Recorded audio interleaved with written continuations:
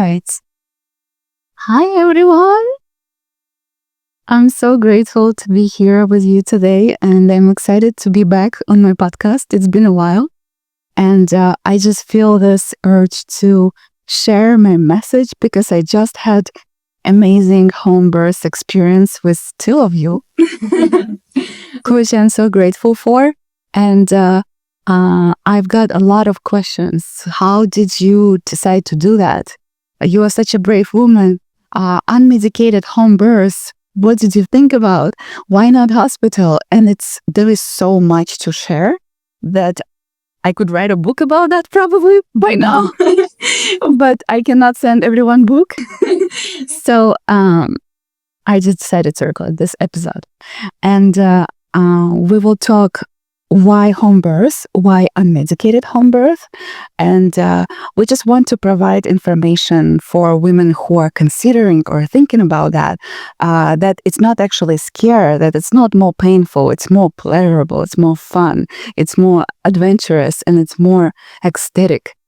And I'm very excited to share this message with the world. And I also want to introduce both of you because first of all, I don't know what I would do without Nancy, because she was there supporting me so much and helping me to release pain and just go through all of this. And also, I don't know what I would do without Cassidy, because Cassidy is my soul sister, and she flew all the way from Vancouver to be there for us. And she held beautiful space. Her voice, she was singing, and her gentle feminine presence was so grounding and also so soothing. And Cassidy is also, she's a pleasure embodiment and love coach. And she has online courses about how to connect to that, to the sexuality, and how to build meaningful soulmate relationship.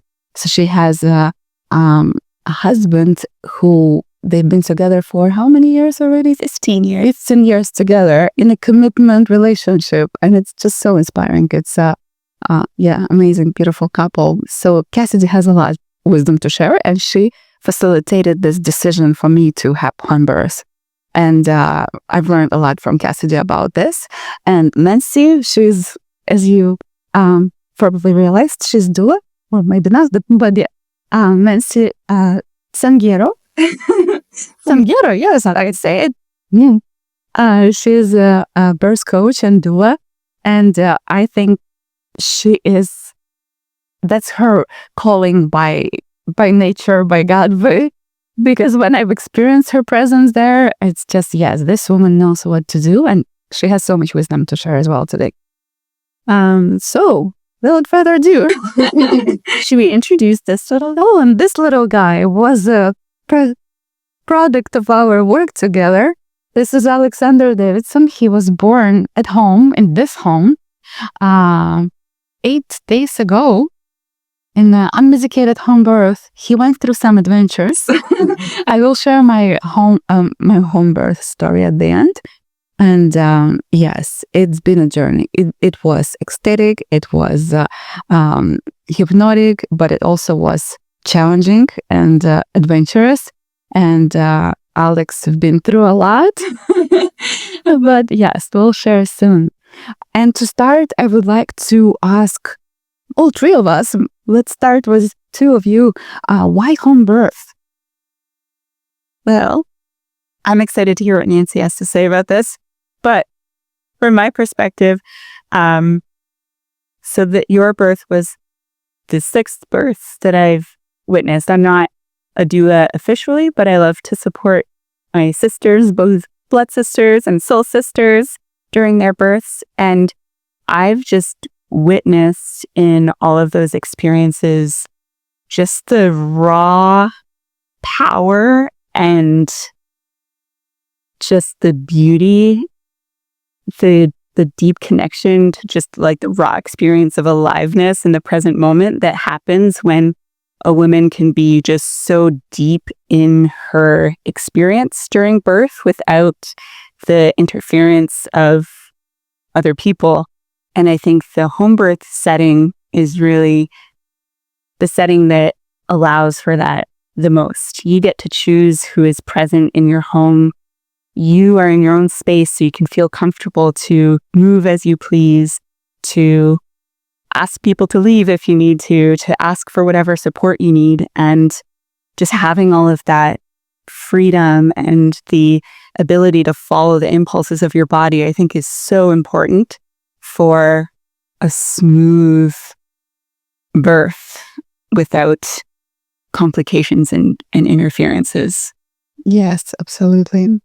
And for me, it's similar. For me, birth is very sacred ceremony, and it's like a ceremony in a church or a ceremony when we do different ceremonies with shamans or psychedelics. We have set and setting. We prepare for that.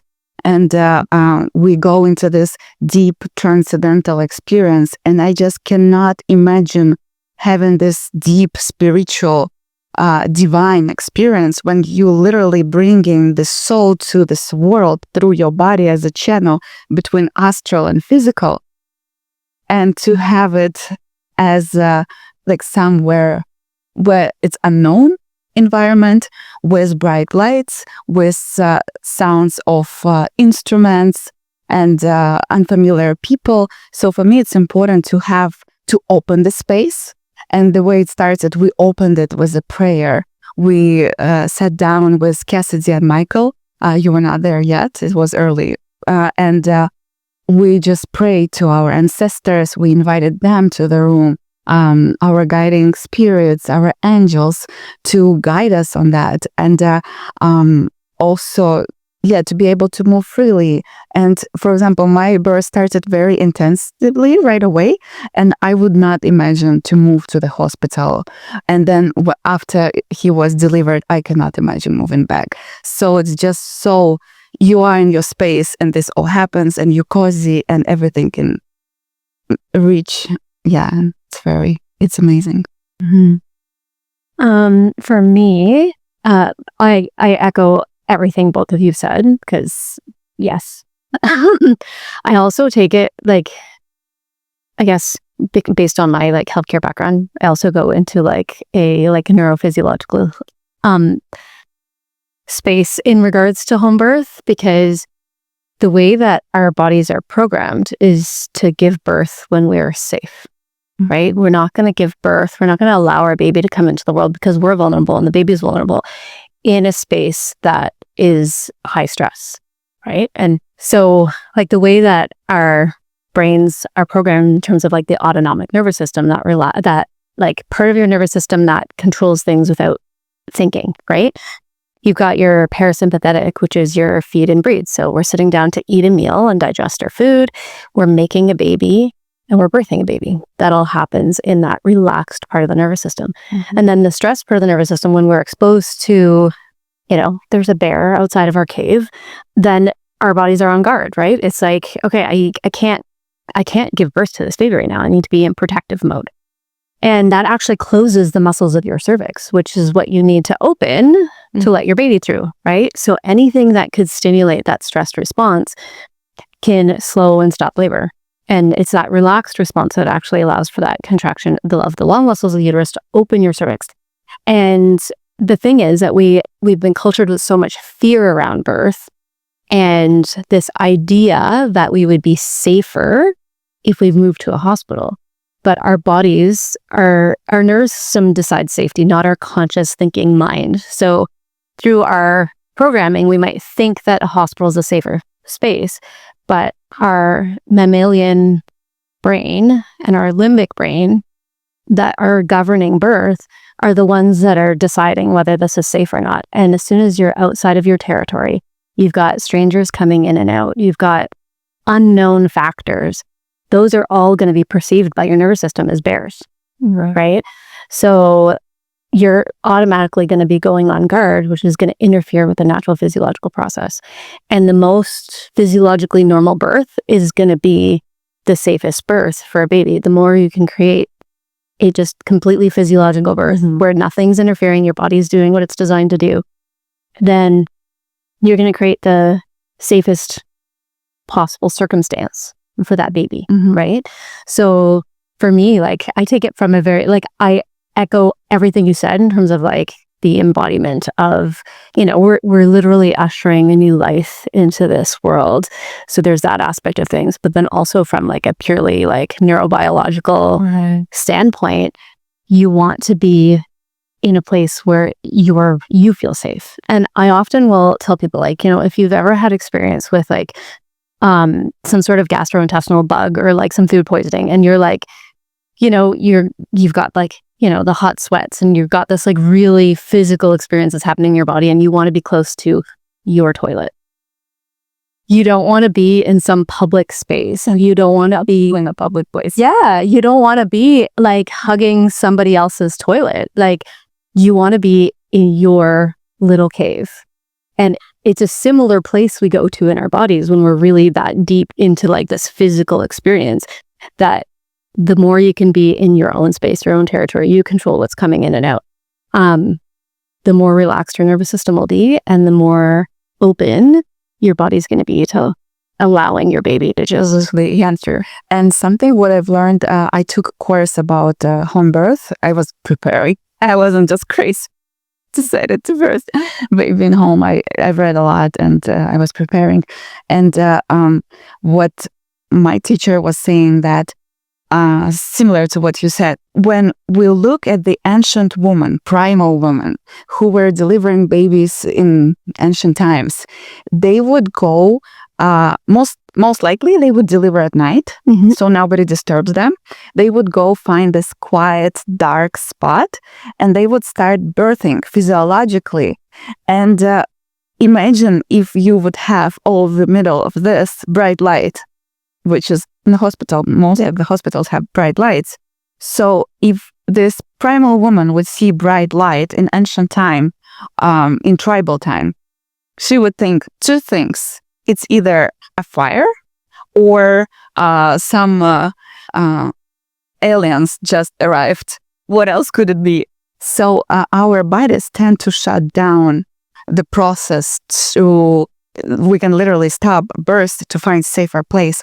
And that happens a lot. I've heard from my friends who were delivering even in birth homes. My sister, she was opening well, and then they had to relocate to the birth center, and then it stopped. They checked her, and it stopped, and it actually became smaller. Yeah. And then she came back home, it opened again, then she would have to go back. So, and it's so painful during this process, and it's very common. So. Yeah.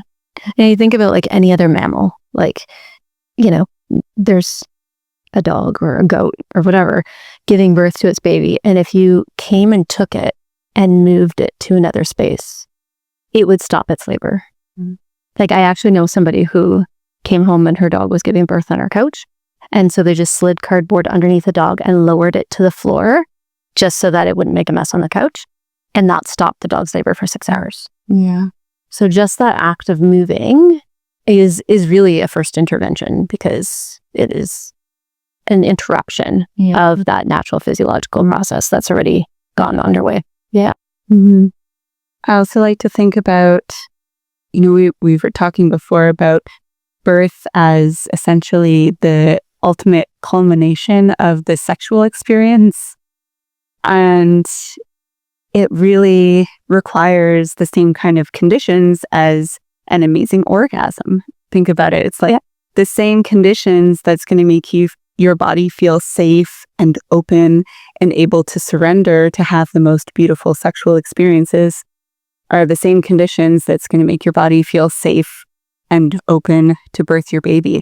So would you want to have an orgasm in a hospital bed with cylinders around and lights and unfamiliar sounds, or would you like to have an orgasm in your own space with some candlelight and nice music and your loved one beside you? Yes, that's a good analogy. Yeah, absolutely. And the next question I prepare, why not medicated birth? Because that's the second most commonly asked question when I published my post about home birth. How did you do that? That's so painful. How did you manage that? And I would say that first of all, it started from preparation. So I've learned a lot about breathing, about vocalizing, about hypno meditations. And I also realized that it's all about presence.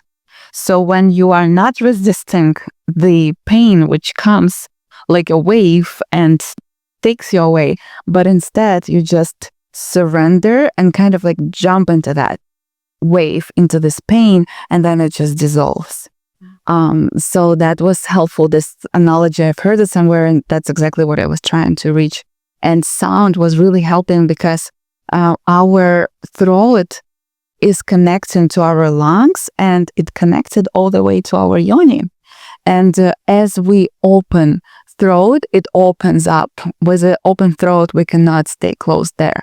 When we're a fetus developing in the womb, our throat and the vaginal canal are all one channel while we start to separate. Yeah. Wow, that's amazing. Yeah. And another thing about pain, I was reading a lot, and from what I've learned, that it's actually more painful to have delivery in hospital because each intervention expands the length of the delivery and also can intensify pain, because epidural, it removes pain in the moment, but then as women's body recovering, it causes a lot of pain, and sometimes it can be weeks to recover from epidural.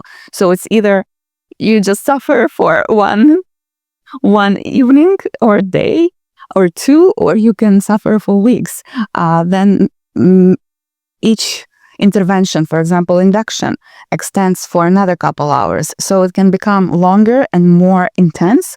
And I would not even call birth painful. I would say that it's just intense sensation. So when we consider this as not pain, but sensation, and just observe it, oh, this is happening to my body. Let's see with curiosity, how far can it go? I think for me, this was working, but it was really helpful that I also did Vipassana, 10 days Vipassana retreat, where we would meditate and sit in one position for all day.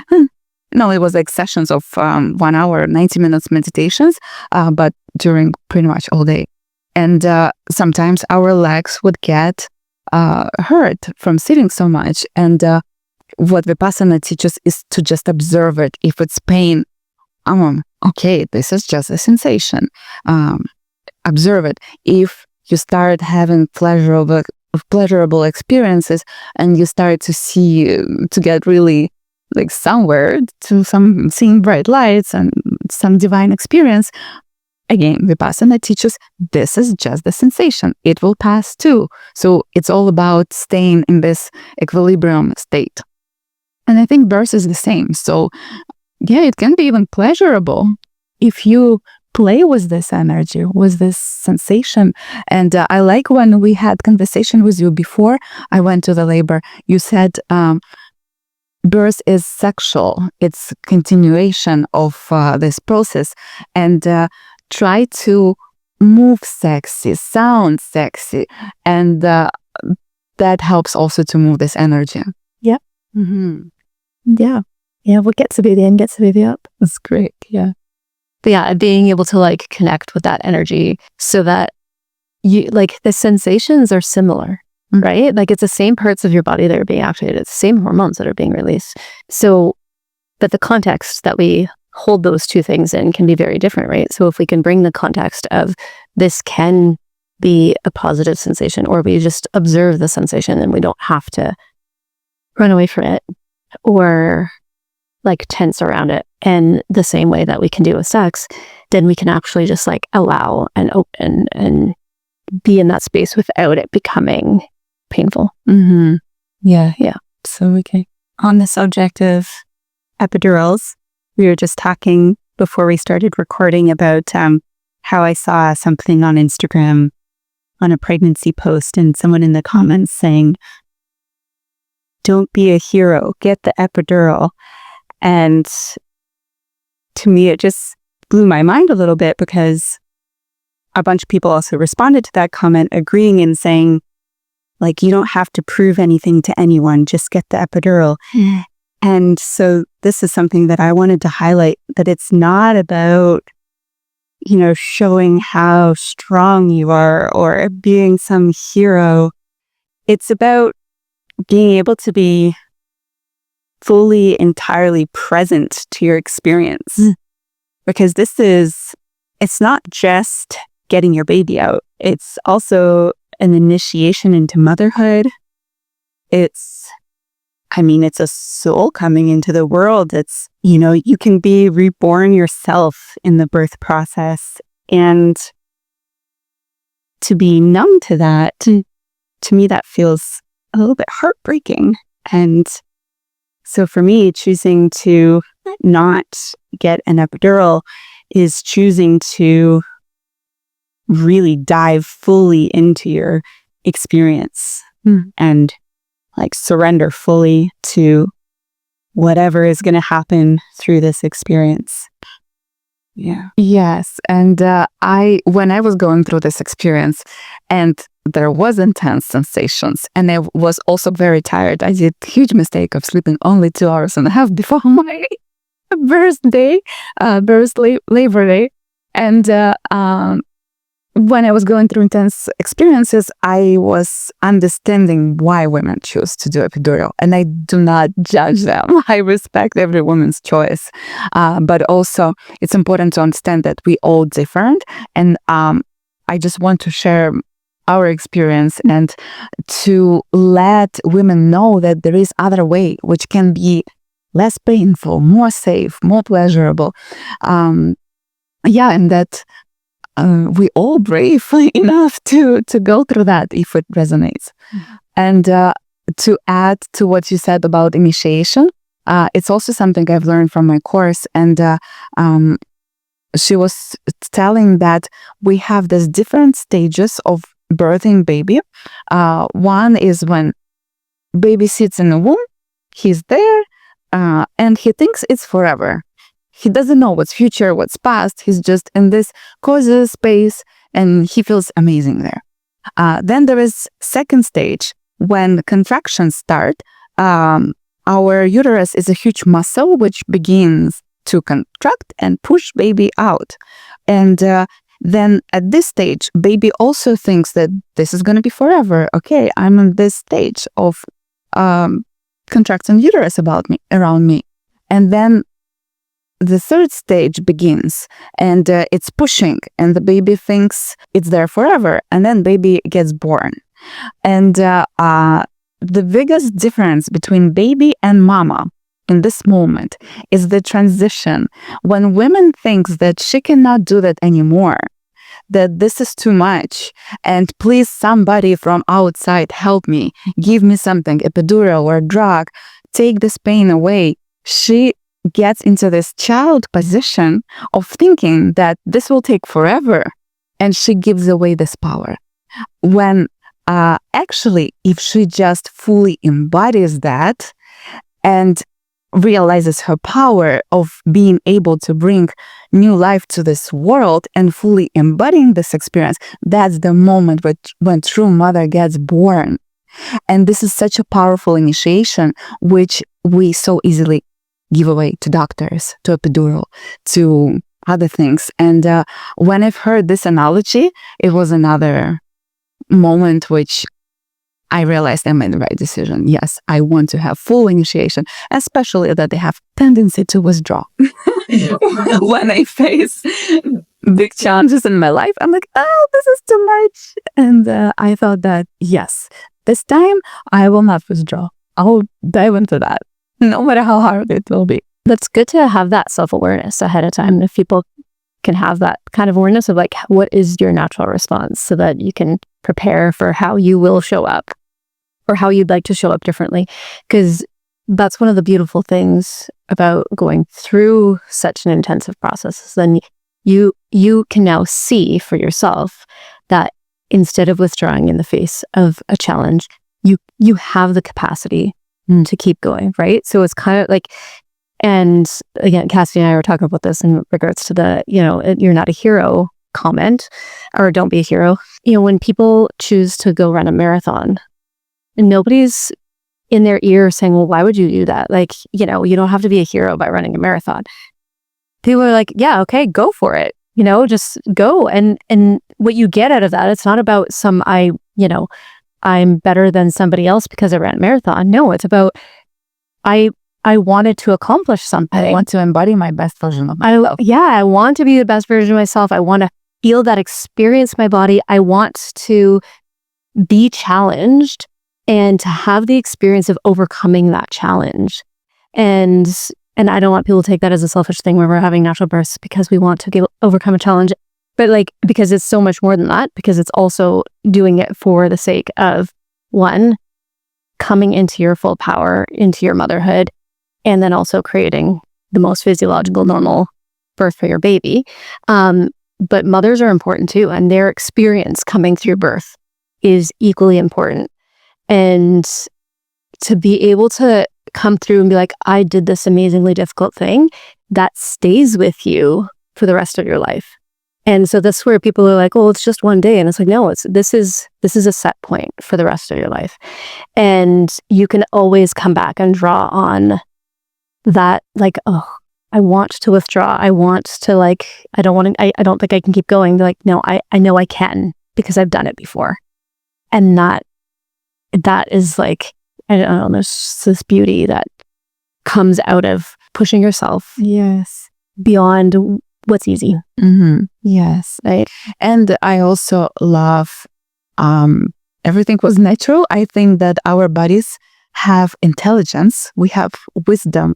And if we have three fundamental things running through our life all the time, which is proper nutrition, proper rest, sleep, and proper physical activity, then most of us are totally capable of doing that. And we have this homeostatic system within our body, and each intervention of drugs, epidural, different things, they can interfere with this holistic system within us, and also with the baby. It's such a fragile little creature. And that was another reason of choosing unmedicated birth. I didn't want to have any risk for his health. Yeah. Because epidural also can be damaging, very damaging. Yeah. And when one intervention often leads to another, which all of those increase risk for the baby. Mm. Yes. Obviously, there's situations where that is the choice. Yes. And that's already the risk condition during the pregnancy. So hand birth can be only accomplished if a woman doesn't have any risks for the baby or for herself. I also want to say too that when circumstances present that may not be, the ideal circumstances to say continue home birth or whatever, I don't want people to think that means that they didn't also achieve or accomplish something, because often you're put in an even more difficult position, and it's how you rise to that situation, right? Now you're in a situation where maybe the circumstances are such that you have to make choices that you never wanted to make. You don't want the epidural. You don't want the Pitocin. But now the means in which you need to rise is to say, okay, I now have to say yes to something I really don't want. And that is a huge, powerful transformation too, in terms of your ability to face that adversity. Yeah. Yes. We had a friend who had to relocate to the hospital and do cesarean, and she was highly traumatized. So I think it's important to also have no expectations before birth, because it can end up in any way, and not feeling guilty if it ends up not the way you wish. I was aware of that because of her example, and I told to myself, I don't know how it's going to end up. If I have to go to hospital, I will. If I have to do cesarean, I will. But I'll just do everything I can to stay home and have him delivered at home. Yeah, I think all you can do is, have your vision, trust in your body, rest in the process, continue to surrender, notice the fear, right? Because fear is the number one thing that slows down birth process. And as long as you're doing all of those things, that's, the rest is just surrender. And if challenges arise that mean that you have to make choices you didn't want to, then I so agree. That's like, there's a new kind of strength that comes from that in itself. Yeah. Yes, absolutely. Yes. And my next question is, I would like to elaborate on hospital system. And I've realized that hospital system is very masculine. It's a lot of if then. So it's very specific protocols which doctors follow, versus delivering a baby. It's such a feminine experience, and feminine experience, it's all about unprediction and wildness and spontaneousness and no due dates, just like no time, no goals, just presence and different experiences. And unfortunately, the most powerful version of feminine energy puts into the masculine structure and how it can interfere with the birth. Why? Yeah, what was wrong with the hospital system this way? Well, it's very mechanistic. Like, it's like there's parts and we want them to function a certain way, and if they don't function the way that we want them to, then we want to take an action to like correct that. Like, it, as opposed to like birth is very much just an unfolding, right? Like it doesn't follow a timeline. It doesn't but we have these systems in the hospital where it's, there's Friedman's curve, which is, we expect a certain amount of dilation per hour over the course of labor, but that's not the reality of if you took everybody and plotted them onto a curve, okay, well, maybe the averages of everybody would follow that curve, but some people are going to dilate quickly and then slowly. Some people are going to dilate slowly and then quickly. And if you average those, it'll make a line, but nobody is designed to follow that line. But we're trying to systemize something that is not systematic, right? Realistically, we're trying to make it so that people don't have to, just be present with what's happening and make choices in those moments. It's more like, okay, these are our protocols, right? But none of those protocols should be applied to any single person. So there's so many ways in which somebody else deciding whether or not your labor is enough to be given a room, versus, no, I am experiencing this to the degree that I need a space to come to, assuming that you don't have a space at home that you can be birthing, right? Like, we're a support, like a midwife or whatever, to support you at home. Just even that by itself, that somebody else from the outside is judging and determining the whole time what is acceptable, what's not acceptable, and even the language that we use in terms of things like trial of labor, if you've had a cesarean before.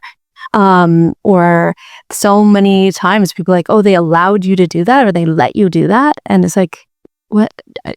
Other people don't get to let me or not let me use my body. Right? Like, my body is like, nobody's given me permission for my heart to beat. I don't see why I would need anybody's permission for my uterus to contract. Like, in whatever setting or circumstance it decides to contract, right? But it's it's such an outside in perspective, and it also brings you out of that space that you're supposed to be in labor, right? Like, women go to a different place in labor where you're separate from the thinking mind and you're separate from the outside world. You're aware of what's happening around you, but you're so deeply in your body. And that's where you should be, because that is where labor happens. This is where you go retrieve your baby from the astral plane and bring it to this earthly plane. But everything happening from the outside brings us into this thinking mind and out of our bodies and out of the deep process that's happening. We could talk about that for there's so much there. Yes, absolutely. And I also had the fear that what if my baby will stuck in a cord, like the cord will go around the neck and it will have hard time to breathe.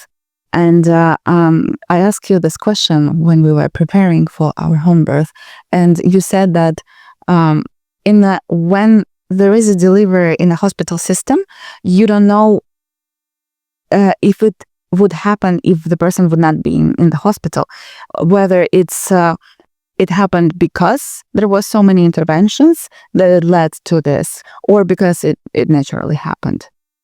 Okay, I feel like kind of we need to separate two things.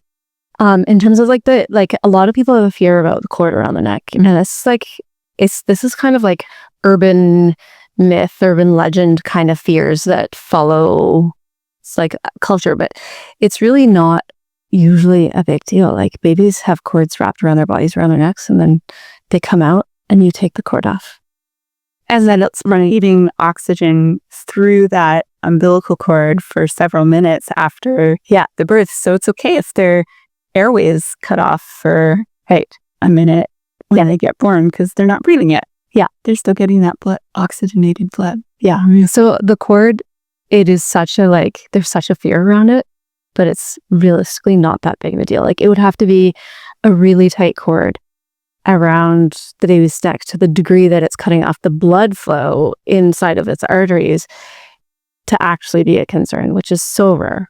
So a lot of people will say, oh, well, you can't have a home birth because XYZ happened to me and I had to be in the hospital because it saved my life. It's like, well, did XYZ happen because you were in the hospital? Would XYZ have happened if you were at home, or would A, B, and C have happened if you were at home? Like everything that touches labor, like whether it's the people that are in your space or, an intervention that's done, it all kind of nudges you towards your final outcome. So if you're in different circumstances, that exact same labor could have gone a different way. So you can't ever say that well, because I was here, or because this happened, I really needed to be in the hospital. Because it's like, well, maybe not. Like you can't know that because there's so many factors that played into that, nudging you along that path at the hospital that led to that final outcome, that if you had different nudges, you may have ended up in a different place, right? Mm-hmm. So yeah, and that could happen either way. It could be like, oh, well, ABC happened at home, and so, but maybe XYZ would have happened at us. So like we don't know. Like all we can do is make the best decisions in line with our vision and what our ultimate outcome that we're looking for, but the circumstances that we're in, right? Like what's the next best decision in this particular circumstance? Yeah.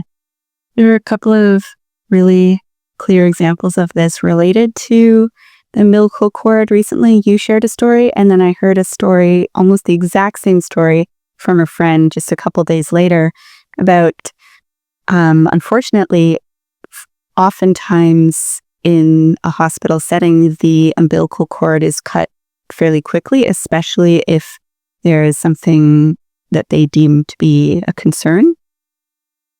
But again, the baby is still receiving oxygenated blood and other nutrients and important things from the placenta through the cord for several minutes after birth.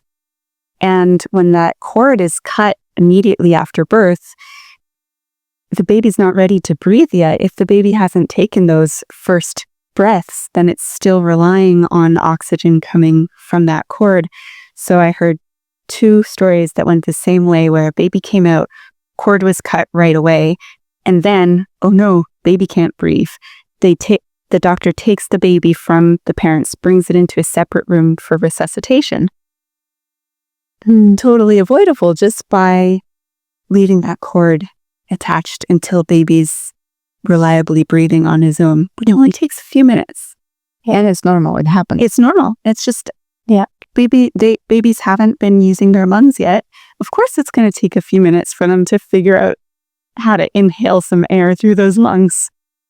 And that's why we have the placenta still providing what baby needs. There's no rush. Yeah. Yes. And another thing is the importance of golden hour, which is the first hour when baby is born, and to have this skin-to-skin contact. So baby just came out of the womb when he was connected to mom for so long, and to have this smooth transition that, okay, I'm outside, but I'm still with mom. But when in these emergency situations, doctors take baby away to another room and put them on piece of metal or plastic, that's extremely traumatizing for the baby, for his nervous system. And then they can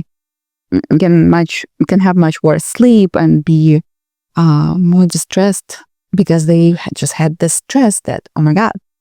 Yeah. And to be separated from mom, like babies don't know that they're a separate entity from you. Mm-hmm. You are all that they know.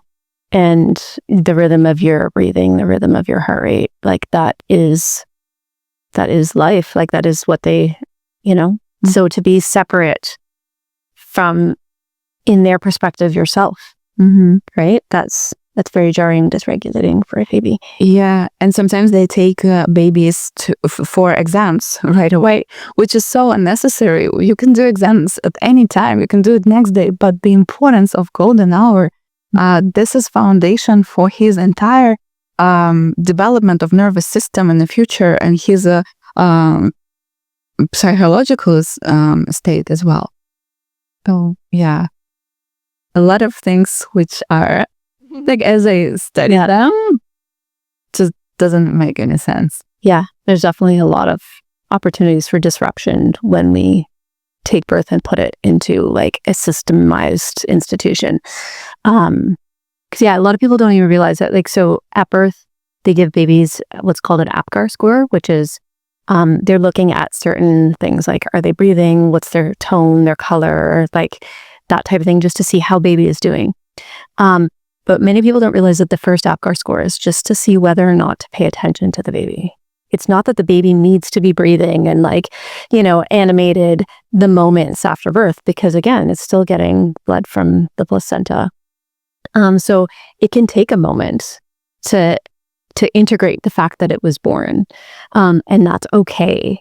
And it's okay to just like take that moment. I will never forget this. It was a birth I was at, and it was just the most beautiful thing because this baby came out, and it was a water birth, and she came out, and she had her eyes wide open, and she was taking in the world, but her mouth was closed tight, and she did not take a breath, and she was just like,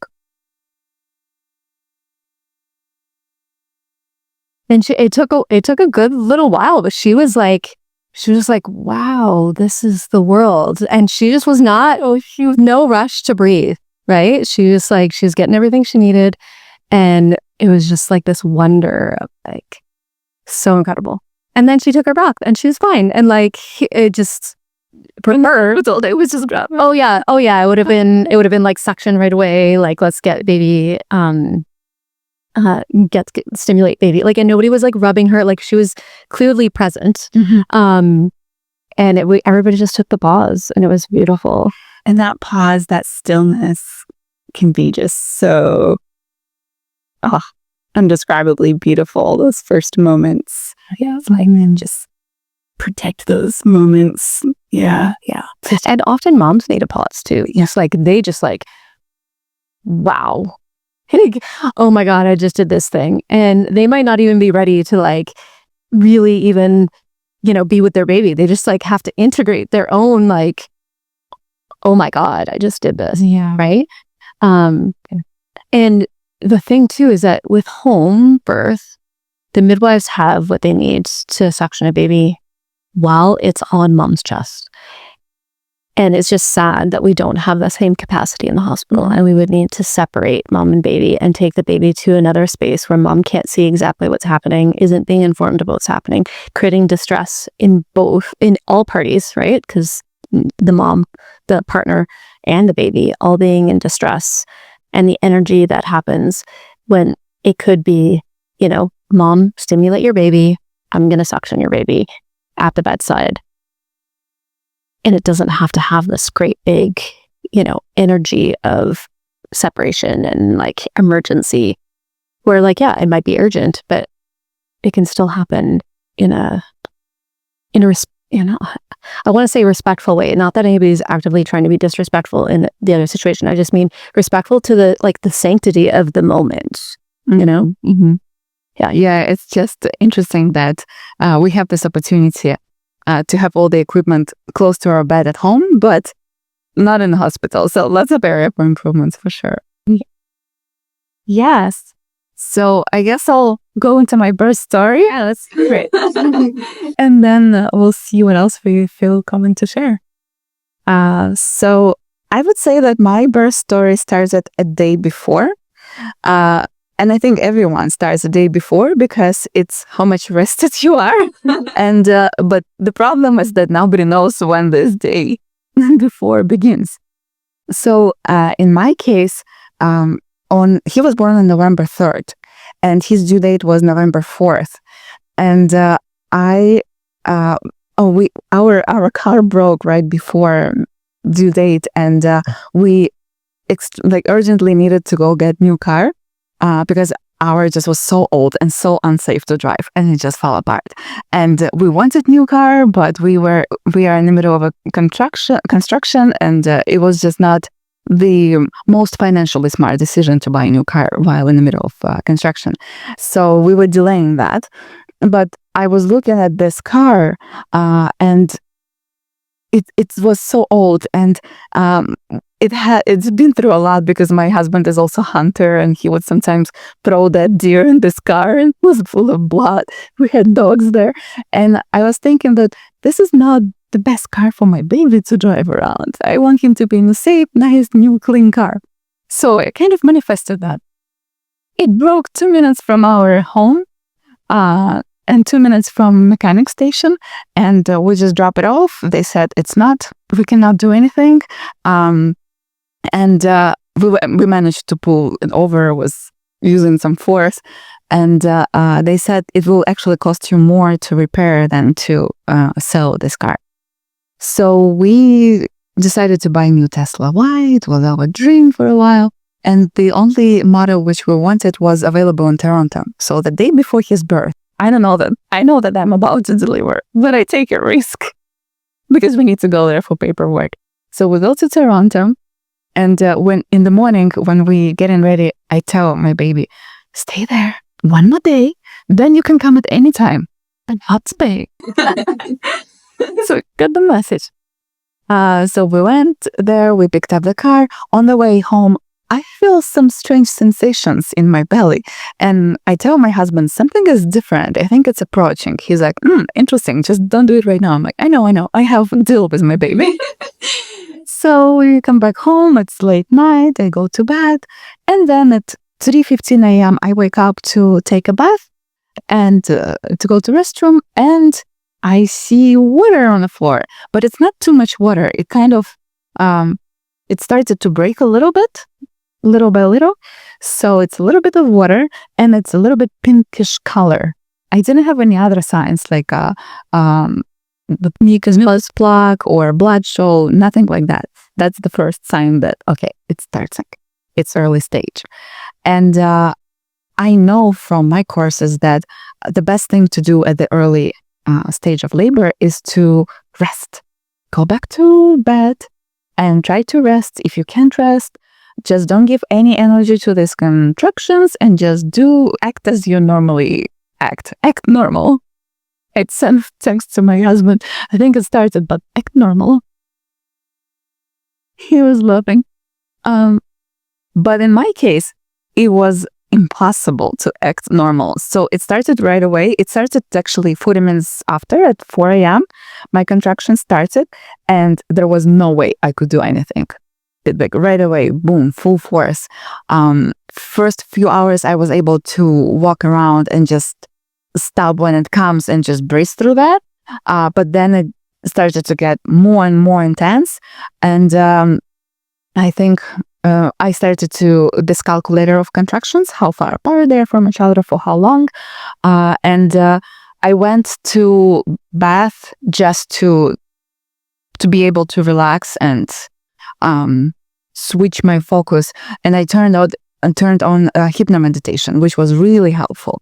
It was such a beautiful meditation, very relaxing. So I was just listening, trying to be fully present with meditation in a water and just breathing and make whatever sounds are comfortable through these sensations.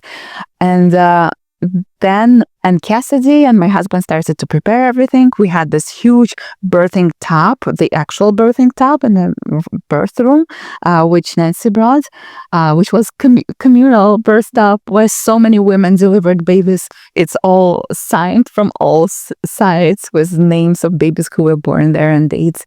And they started to prepare the atmosphere, candles, flowers, food.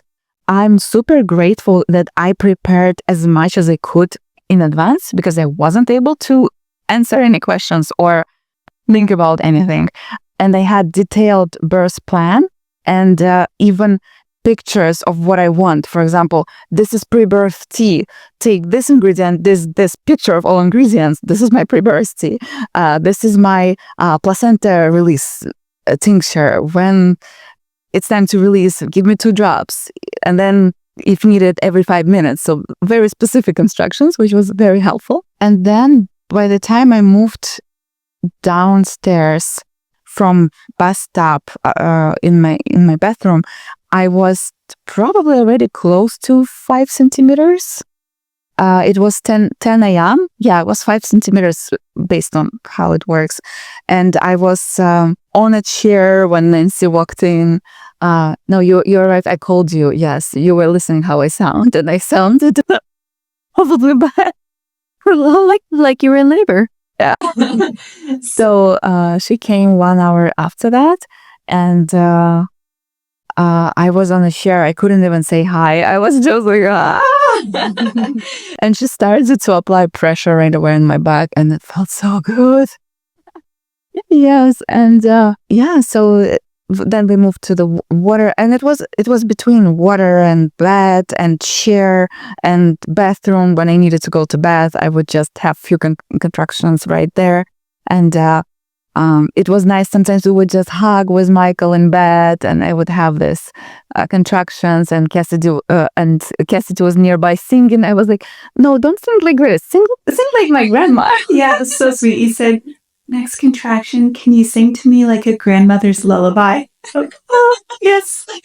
Yes. So sweet. Yes. And Nancy was massaging me. Oh, I felt so much love and so much support. And yes, it was painful, but it was manageable. It was doable because of all this preparation and support and love I felt. And it was progressing pretty fast. And around 6:30 probably, I was already in bus stop, and I felt like I think I'm very wide open. And I asked Nancy to call midwives, and she was trying to delay their arrival as much as possible because sometimes when they come, they do too many checkups and they interfere with the experience in this transcendental state. And I was like, no, cool midwives. I think we need them. So by the time midwives arrived, I was 8 centimeters open.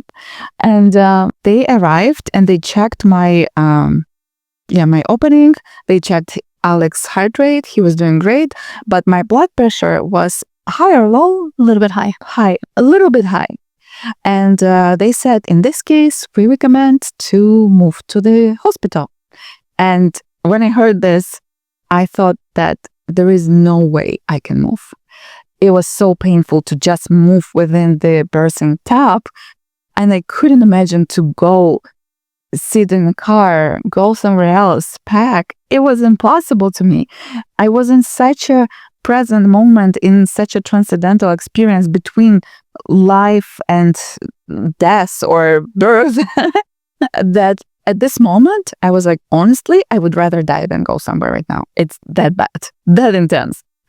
And I'm really grateful to midwives that they were not too pushy. They respected this decision. They maybe asked a few more times later, but overall they were very respectful. And that's how I also set up my boundaries. I told them that I will have this transcendental experience. I will be not in the room physically, yes, but not with everything else. And I just want this to experience that without too much interruption.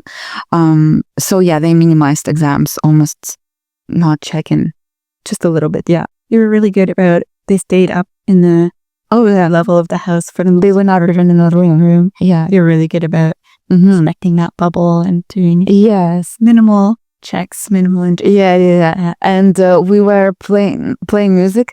My husband was playing flute and singing bowls and guitar, and Cassidy was singing, and I was singing through my contractions, and it was so nice and so beautiful. And later, midwife said that we've never been to birth like that. But there is like live music in the basement. So yeah, they were just chilling upstairs, and there was a beautiful moment. Then I moved to pushing stage, and that was the most challenging part of the experience for me, because I had hard time to figure out how to push, and contractions were easy, but pushing stage was a huge challenge. And that's where sensation really started to be intense, extremely intense. And I thought that I cannot do that anymore. I was saying, I can't do that anymore. I can't do that anymore. That's this moment when mother gets initiated. At this moment, this song started to play. Sister, what was the words? Yeah, it says, sister, hold my hand. You're stronger than you know. You're like the rose. You're stronger than you know. Yes. And then you started to sing this song as well. And I was trying, and like, okay, this is a message for me. I'm stronger than I think. Yes.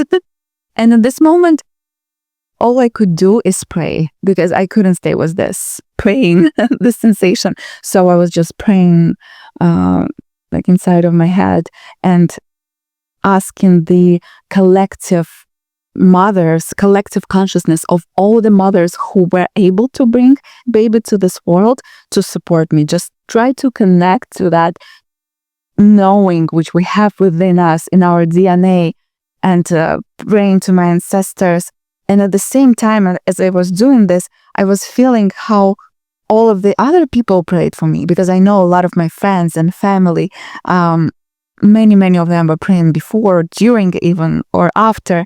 And I was able to feel like there was a huge energy coming to me through this experience as I started to connect to the source. It was just like oneness of all these people, all these mothers, and myself.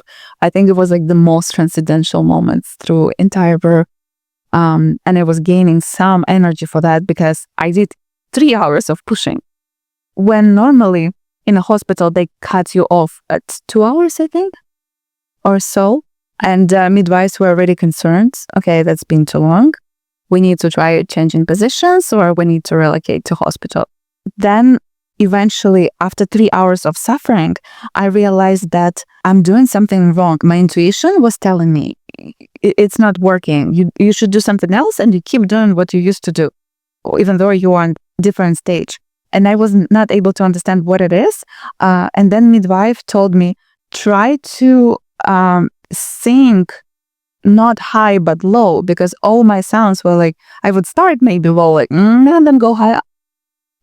But when actually at the pushing stage, you need to sound low, like if you are about to pull, like, and it was really hard. And then eventually they insisted, we tried a couple more positions with Nancy. We tried open hips differently while sitting in bath. And also we tried this rebozo, yeah. Yeah, standing. We would rub them around my husband, and I would try to stand, but I couldn't. My legs were so tired. Again, 2 hours and a half, no sleep. Not the greatest decision. And then we decided to go to toilets. Midwife insisted, and I think it was a great decision, because as soon as I sit down on a toilet, I realized, that's how you do that, just the same way. And as you go for number 2, and right away I started to feel how his head is pushing through the bottom of my pelvis, and I was able to feel him. And then it took me only 40 minutes, and he was birthed. I think, Nancy was saying, she was calling Michael, because Beth's bathroom was so small, nobody could fit there. It was just me and Nancy, and I was just leaning on Nancy, like, was really very helpful for me that you weren't there and I was able to lean on you. It was game changer. And then you called Michael. You said she's about to have your baby. And Michael enters. And as soon as he enters, I push and his head comes out. So I was almost waiting for him to be there. So we see the head and it's huge relief. Yes, finally. But at the same time, we see a bunch of blood and meconium, which is baby's poo. And this is emergency situation in normal birth. So we call midwives and they call 911. So ambulance arrives just in case. Usually midwives equipped to manage the situation, but just in case they call paramedics. And then I push second time. And because I got scared of meconium and blood, and I thought that it's probably a good idea to just quickly push him out, so we take care of him. And because of that, I think in this moment, I've got my tears. I've got the stage 2 tears because I just pushed so hard and right away moved him out. And as I lifted him, he was white and blue and he was not crying. But I've heard that he was making these noises. So I was calm. I knew he's alive. Everything is good. So we all relocated to the bed. And my husband got so scared. He was just in this close position looking at the baby, thinking that his son is about to die. But because I was preparing again, I knew that sometimes it takes time. You need to rub their feet, yes, or their back. So everyone started to actively rub him, and he was still skin to skin to me. I was kissing him. We had cords still attached, and midwives just quickly brought their equipment to start to the suction of the poo from his throat, and it was a lot in this machine. And then he started to cry and stop, cry and stop, cry and stop, and he was good. And then eventually my placenta was born. We had tincture, and it helped. It was just there. They just pulled cord and placenta came out. But they were a little bit concerned about blood, but it was all good. Yeah, they were concerned about blood, and without my consent, actually, they just gave me a shot of oxytocin, which I was like, why? I had another herbs. I had this Chinese pills, which were for step in bleeding. And it was 2 forms. One where if bleeding is not too bad, and another one, if there is strong bleeding, there was one red pill in the middle. And I just wanted to have my natural herbs, and they just gave me oxytocin, which I think was not too bad. I didn't feel anything crazy shifting in me, but that what happened. Yeah. They should have definitely gotten giving more information. Yes. And I think they told somebody else, but not me. And I was just surprised. I didn't understand how it happened. Yeah. And then we did the stitches while Michael and Cassidy were hiding baby. And how did it feel to have him in your arms? Oh, so good. Oh my God. Yes. It's immediate connection and love and appreciation. And I could not imagine him being taken away from me. That would be scary. I wasn't scared at all. Through all this process, I was in Zen state and in the full trust to my body, to the process, into him, because I knew he did great. He's such a strong man. Because all the time they were checking his heart rate. It was nice and steady. We were like, wow, such a strong boy, future Iron Man. So yes, it was nice to bond with him. And also his head came out as a cone.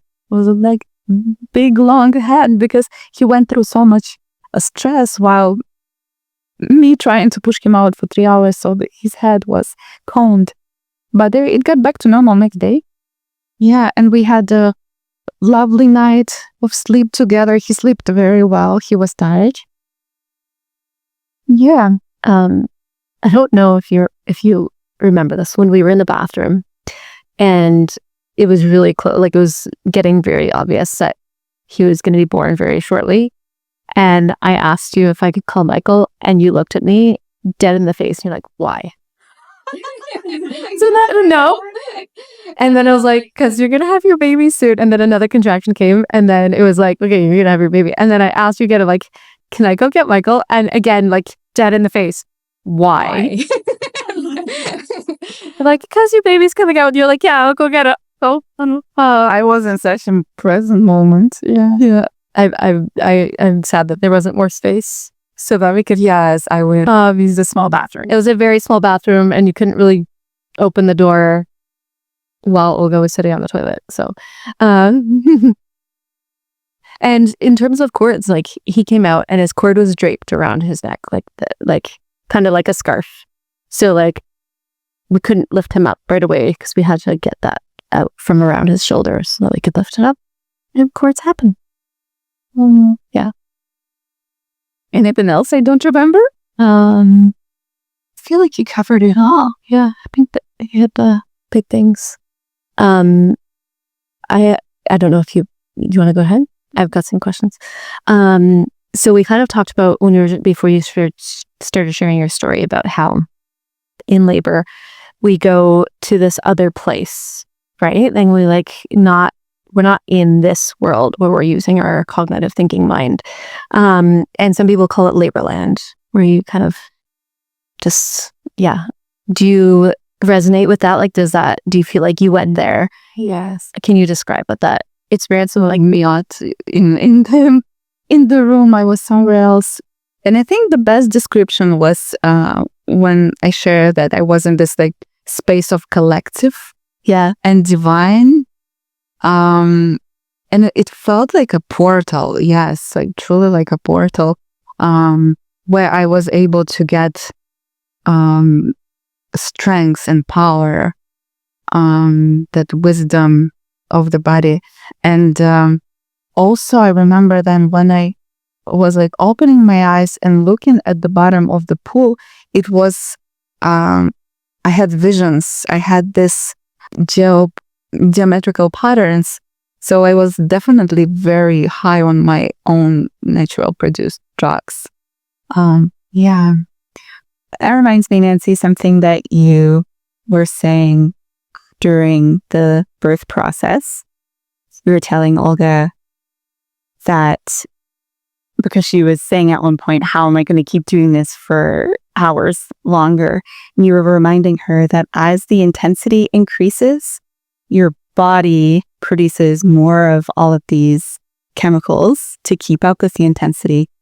And I think that's really important for people to know, because if someone's experiencing a lot of pain and a lot of intensity in early labor, and then they think, oh no, it's going to get worse, right? Then that might lead them to seek pain relief. But can you maybe describe that a little bit more? Yeah. So as intensity increases, your body releases endorphins, which are your natural feel-good hormones. And as you get more intense, you get more endorphins as you get more intense. And I actually find like observing women in birth, there kind of almost is this space in early labor. Like before, like it's like you're really deep into active labor and you go into like Laborland and you like leave this space where things are intense. And I feel like that is actually the hardest part, because you like your endorphins haven't caught up with you yet. And that's the place where people would be like, I can't do this if it's going to get worse. And as you get deeper into labor, it's not worse. Like, it is intense. It takes all of your focus. It takes all of your energy, but you're with it and you're fully capable of doing it. But it's like before you've caught up to that I think is the hardest place. And I bet that if we were going to like plot when people choose an epidural, it would be in that space of like between like early, like right when active labor is really getting going, before you like fully have gone into it, that's when people would choose it because of that, because they're like, I can't I can't handle this when it gets harder, but it doesn't get harder in the same, it's not the same. Like, No, it's just different sensation because pushing is different and then transition is different. When you feel this ring of fire, it's different. And pushing him out was not painful at all. I think the ring of fire is the most intense, but again, it's an engine. yeah, It's a moment and it feels like you just taken like a really hot bath. yeah, Opposite service. yeah. Yeah. And then to speak to the pain thing too, is that we also get stuck on the memory of the pain, right? So like maybe you did have a really, really intense contraction that you weren't ready for, which, can happen like after your waters break. Sometimes the next contractions can be like super, super intense. Or if you've changed position and you're not in a rhythm in that position, and like just the sensations are different. And then we can get stuck on this like, oh no, that's how intense it was. And then instead of meeting the next contraction where it is and just being like, okay, this is the sensation I'm having in this moment, and like just allowing it and being there with it, because we're stuck on this memory of this pain in the past, that we respond to that and then we start tightening, and then that creates pain. Okay, that's an analogy for life right there. That's like just what we do to create pain for ourselves and life in general, right? When we like take these past experiences, project them onto the future, instead of just meeting life as it is, we're layering on stories and expectations that create pain. Yeah. I have chills right now. Yeah, so true. It's so true. And that's one of the things that's so beautiful about birth, is that it really is like, it is so much of it is an analogy for so many other aspects of life. And it gives us an opportunity to be embodied into our most primal and like in touch with like this deeper part of ourselves, and to face these things in these moments. And then you can be like, yeah, I know I can face these things. I know that I can let go of a past pain and meet this where it's at. And I know, like, yeah, there's so much we can take away and then apply throughout our lives. Like, parenting gets challenging. And when you're like, okay, well, what did I do when it was so hard I didn't think I could make it through? It's like, okay, I'm just gonna be in this moment. I'm gonna breathe. I'm gonna like, you can carry that forward to so many other aspects of life. And that's one of the reasons why I love birth. But that was the question you asked me when I was having a hard time, was pushing. And I said, I cannot do that anymore. And you said, think about the moment when you thought you cannot do that anymore, but you didn't. Like, oh, okay. And I actually thought about the women's retreat I was hosting. It was just a vision, and then fear. Oh my God, what if I cannot? No, I can't. It's too big. It's international. No. But then you just like, full trust, and you go and you do it, and then magical things happening. So I think jumping into the fear, it's one of the biggest gifts we can give ourselves to expand. Yeah. Mm-hmm. Yeah. And knowing that like you can do hard things. Like, and in labor, remembering I can do hard things, because it will be hard, and there'll be moments where it's like, I can't move to the toilet because it's going to feel more intense, and I don't want that. Because like, but you can do hard things. Yes. Like, and you will survive, and you're safe, and like, nothing bad's going to happen. You're just going to have to go through this moment of doing a hard thing, and you can't avoid it. And you can try to avoid it, but there's only so long you can avoid it before you have to go through it to get to the other side. There was a moment when you were in the tub and you were noticing, okay, this isn't working. I need to change something. And, different suggestions were happening, like going to the toilet. You're like, oh, upset it's going to hurt more. And you actually said, you're like, there's some avoidance happening right now. Like, that's a good awareness. Well, you can only avoid it for so long. And then, and then we're like, you have to go through. The only way out is through. Yeah, it was the case with life, when things get challenging, it's easy to pull away from what's happening, but the only way out is through it. Absolutely. Yeah. And I feel like just the practice of approaching pregnancy and birth with embodiment and with trust in your body, trust in your baby, all of that seems like it would just set you up so well for then motherhood in general. And I'm curious to hear from you, Nancy. You have three kids? Yeah. What do you see as the relationship between your birth experiences and how that's impacted motherhood for you? One, I think coming into motherhood, feeling whole, well, capable. I felt like a rock star after I gave birth. I was like, I feel like a superhero. And I remember like going to the grocery store. And I'm like, I did this amazing thing, and all these people don't even know. Like, it's like secret. Yeah, exactly. It's like, wow. And like, kind of back to things that we've said. Like, there's definitely times like, going into labor being not on enough sleep and being exhausted and having that like, I have to do this anyway, even though like everything in me I just want to go to sleep. Right. Mm-hmm. And there's definitely been moments of parenthood where it's just like pure exhaustion, but you have to keep going. And being able to draw on that and being like, hey, like, I know I can do it. And I've been here. I've been in a spot before where I've been so exhausted and I just want to say, screw it all.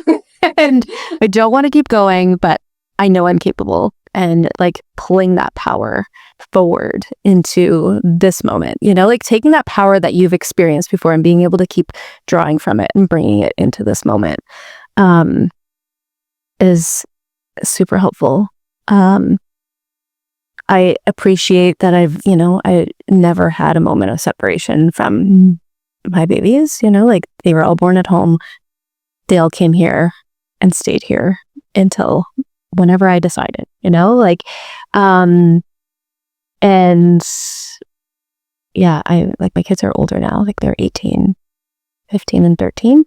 And my experience has been fantastic. Like I am so grateful. I tell them all the time how grateful I am for them choosing me as their mother and that I get to share my life with them.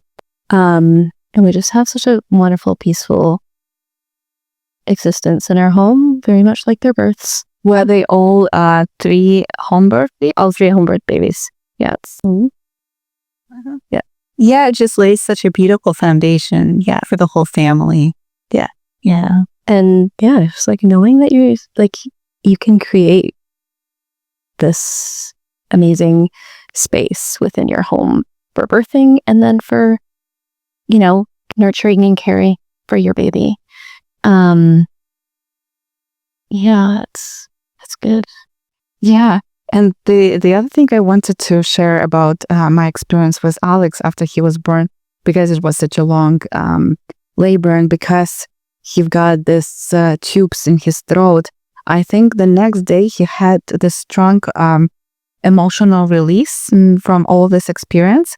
And he had hard time to go to bed. And he was crying a lot. It was actually the most disturbing night. Other than that, he sleeps great. Was the second night. Second, yeah. First one, we were just exhausted. We both slept. But second one, yes. And Cassidy was sleeping in next room and she heard him crying. And she came and she said, do you need support? And I'm like, yes, I don't know what to do. He's crying. I can't calm him down. Nothing works. And she said, try to bring him very, very close to yourself, skin to skin, as he would be in a womb. And don't be afraid to squeeze him. He's not gonna die. Just like hug him really tight and hold him. Let him breathe. And I did this. And as I closed my eyes, I saw again these patterns, geometrical patterns. I was still high. It's already been over 24 hours. And I was just holding him and he was making this noises like then again. And at this moment, I felt like our nervous system is communicating to each other. He's expressing what he's been through And I'm receiving that and giving him reassurance and calming him down that you are okay now. You are here in my arms. Nothing changed. You're just outside. You did great. And he just calmed down. No time. And I think it was a huge release of trauma at this moment. Yeah, his body was doing a little bit of shaking. It did seem like this just stress release from the nervous system. I feel like I've gone through that with like older kids too. Like, I don't know what age, probably like 3, like 4, when like just a lot in their bodies, and then like being able to like just really hold them tight, helping them come back into their bodies, like bringing them to their breath and just letting, like, they might need a physical release, but they also often need it within that, like that safe space of like that, a little bit of extra squeeze in your arms. But yeah, like I feel like I've gone through a similar thing, but like throughout their lives. That can even be really therapeutic as adults. Yeah, I had a beautiful session with she was amazing. This, I don't even know what to call her, intuitive somatic healer from Australia. Yeah, in Australia. And one of the things we did, she went behind me and just held me tight, like really tight, to just, create that like physical container of safety and feeling of being held, to let my body release whatever it needed to release. It's like, that just feels good to be held tight. Yeah, so definitely. It reminds me, I also wanted to bring up, so you've been co-sleeping with Atlas since the first night. Yeah, I love it. And I'd love to hear your experience, because to me, all of the women that I know, that I'm surrounded by, they all co-sleep all their babies, and just, they've all described to me that they couldn't imagine doing it any other way. So what's your experience been like? Yeah, so before he came out, I was not sure how I'm gonna do that. And I had bassinet ready next to my bed, and bed is also coming to our new house. But after having such a stressful birth, I felt like I need to have him close to me. And we went to bed, 3 of us. You were with us, and you just said, yeah, that's safe. You can put him next to him, next to yourself, skin to skin, and just put pillows here and there so he doesn't fall off from the bed. And you actually put pillow underneath of bed sheets so he doesn't suffocate himself, because there is a lot of cases when kids get suffocated in between too many pillows. So I asked, is it safe? You said, yes, absolutely. I'm like, okay, I'm gladly will do that. And I tried to feed him. There was a little bit of claustrophobia. He had a few drops and he passed out. And then, next night he was under stress. So of course I was holding him. And then I just loved it, because now we had such a beautiful routine. He sleeps for 2 hours. We both sleep. My breast is near his mouth. As soon as he wakes up, I just give him my breast, or I change his diaper and give my breast, and we continue to sleep. And I started to track sleep, breastfeeding, and diaper changing. And right now, like by the end of the week, it was a rhythmic pattern. It was like sleep, diaper change, breastfeeding, sleep, diaper change, breastfeeding, and it's 2 hours. So like we sleep for 2 hours, both of us, and then we wake up and sleep again. So recently, last night, I achieved 6.5 hours of sleep. And you just, if baby is in a separate space, even just a couple of feet from you, in maybe a crib beside the bed, for example, well, 2 things. Number 1, remember that at this point, like, your baby still feels like they're a part of you. Like, you and the baby to the baby are one being. And so to be separated like that, they don't know that you're just a couple of feet away.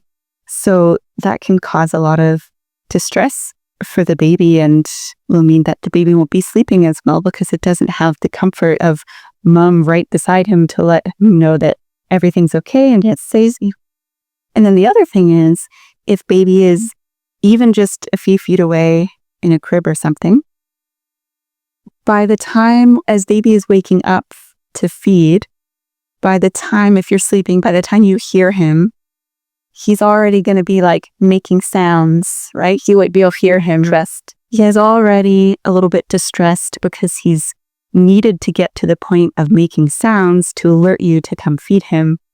And then you have to get up out of bed, fully awake. Now, baby's a bit distressed. It's going to take longer for him to calm down and feed, and it'll take longer for both of you to fall back asleep. Whereas when baby's right beside you, sometimes you don't even have to fully wake up. You just you're half awake, just, pop a boob in there, and then you both go right back to sleep. Yeah. And it's so much better for both of your sleeps. Yes. Yeah. Yeah. Yes. That's the way for me. Yeah. And I just think about it evolutionarily speaking too. Just even imagine a bear putting their newborn cub in a separate part of the cave. Yeah. To go to sleep. It is so against our biology. No other animals. Yeah. Mammals, anyways, would do that. Exactly. And this is why the whole idea that co-sleeping is not safe. It's no, people will end, a lot of people will end up co-sleeping one way or the other because it's functional and because biologically, is innate in us for our babies to be close, right? So instead of saying, oh no, you can't do that, let's create safe space to sleep. Because what you don't want is somebody then being so exhausted because their sleep has been so disrupted because the baby is not close to them and they're having to go through this whole cycle of fully waking up before feeding their baby. And then being awake enough to put them back, that inevitably they're going to end up falling asleep with their baby and they might not fall asleep in a safe place, right?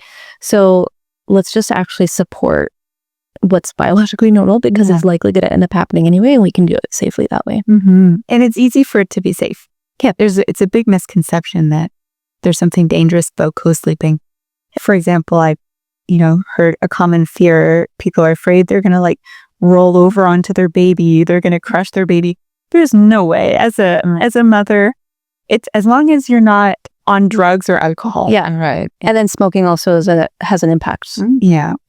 But if you're, sober, you have this instinct. As soon as your baby starts to stir, you're aware of it. There's no way you're going to roll onto your baby. I used to wonder if I was waking my baby up because I would be awake moments before she was. Wow. And I was like, no, we're just so in sync, right? And the moment her breathing changed, I was alert, right?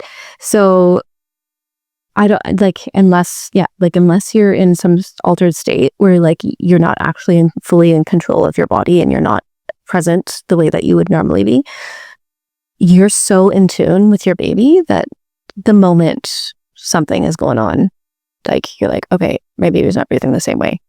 I was talking to my mom about this and she was saying, and that continues, as with older children, she said that even if her door was open, if one of the kids came silently creeping into the room, she would wake up immediately. It's just that mother's instinct, when kids are awake or when they need something.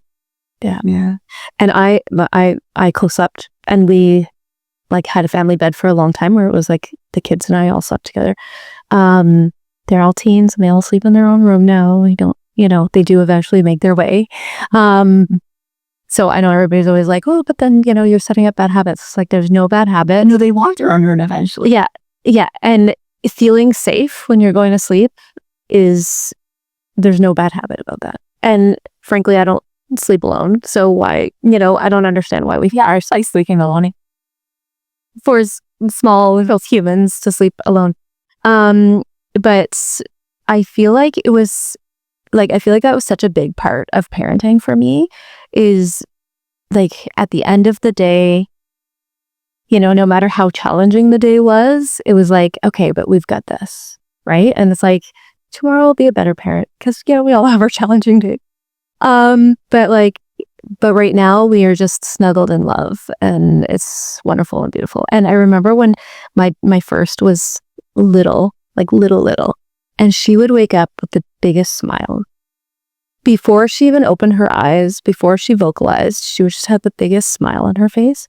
And I'm like, if she wasn't sleeping next to me, I'd be missing all of these wonderful moments with her. And so I cherish sleeping with my kids. And I actually had the opportunity to sleep with my now 15-year-old. He was 13 at the time.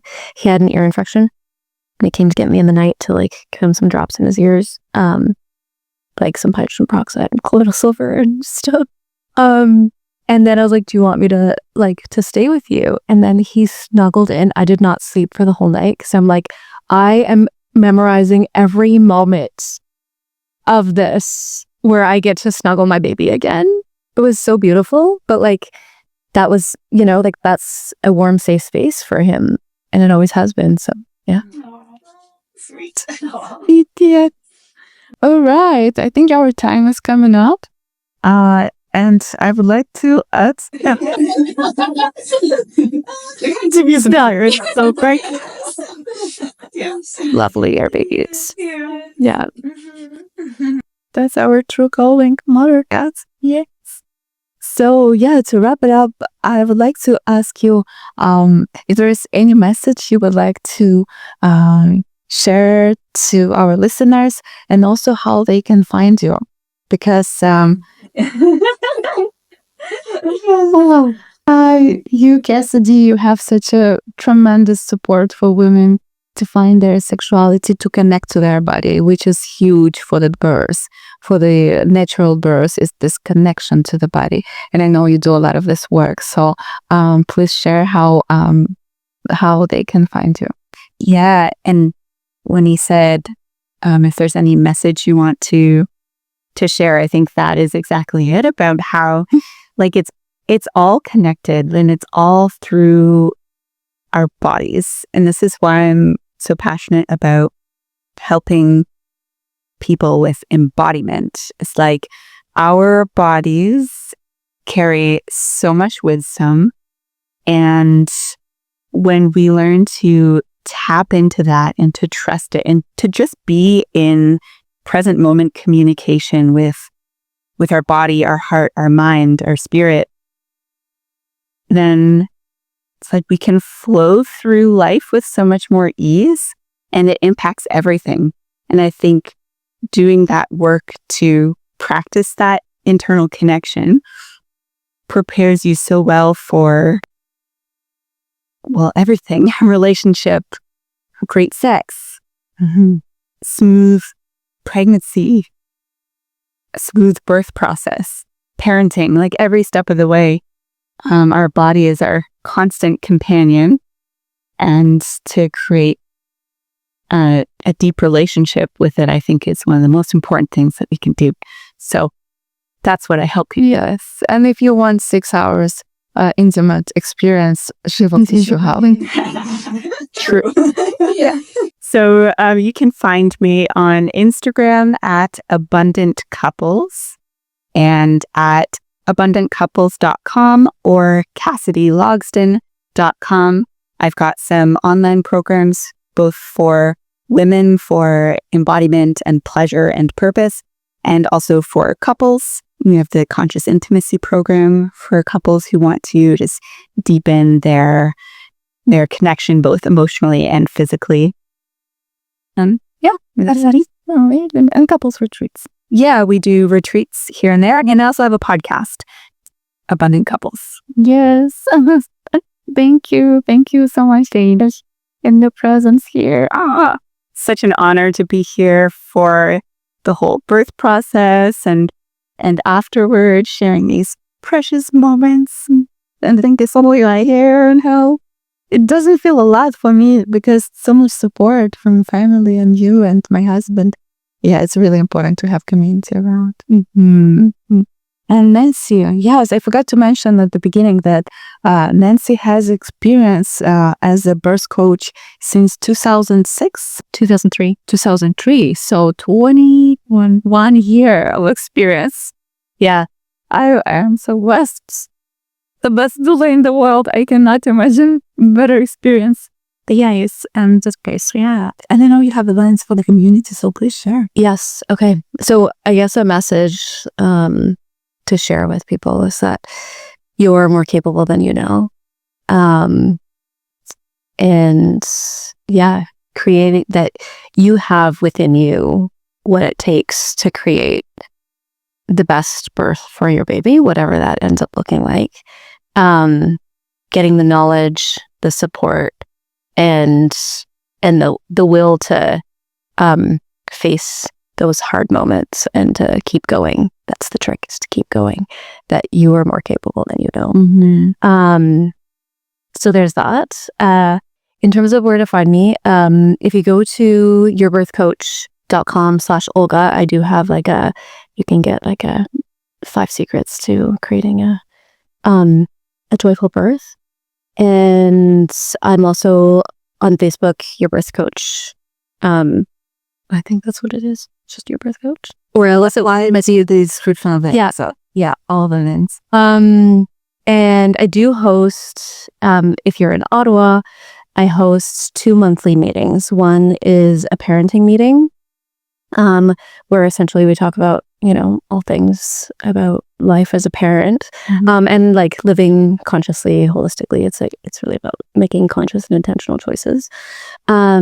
And I also host a meeting on pregnancy and birth. So creating that space to have community, being able to express your questions, your desires in a positive space, because there's so much negativity around birth.